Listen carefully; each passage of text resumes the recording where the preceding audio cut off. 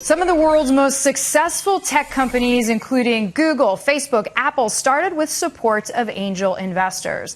The author of 3 New York Times bestsellers, including I Hope They Serve Beer in Hell, says angel investing is a waste of his time. Tucker Max is with me now. Tucker, glad to see you. Thank you. So you invested in more than 80 companies. Right. Why did you stop? I did pretty well. The problem was not the companies, really, or the activities. I think there's just too much money chasing too few people who are capable of starting and running companies. And I have pretty good social connections, but you kind of have to make it a full-time job. So that sounds like, I understand the full-time job part, but then the thing you said before that sounds like it's a referendum on founders, saying that there's very few who can really grow a business, execute, and not face severe growing pains. What about your peer group as investors?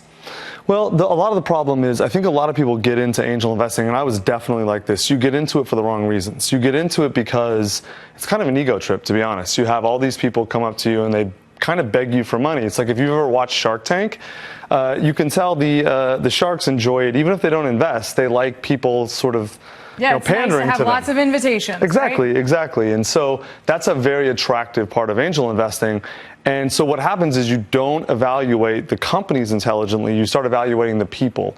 And you start thinking, oh, well, they think I'm cool and they like me. So it's sort of like it almost becomes a way to buy adoration. And I've seen a lot of people get into angel investing. And I kind of did that. I mean, the stupidest investments I made were early on investing in founders who did a good job flattering me and not a super good job running a business. Come on, Tucker, you're smarter than that. I was going to say, show me the business model. Like, what was the one idea, let's say, that did return money to you? Oh, I've had a lot returned. Okay. So Deep Eddy Vodka just sold. It's the fastest growing vodka company in the country right now.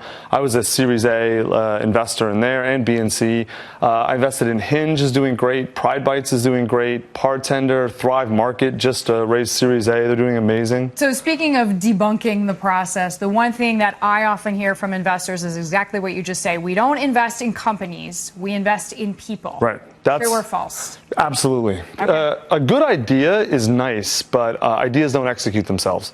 What you really need to find are people who can turn ideas into reality. There's a million people who have great ideas.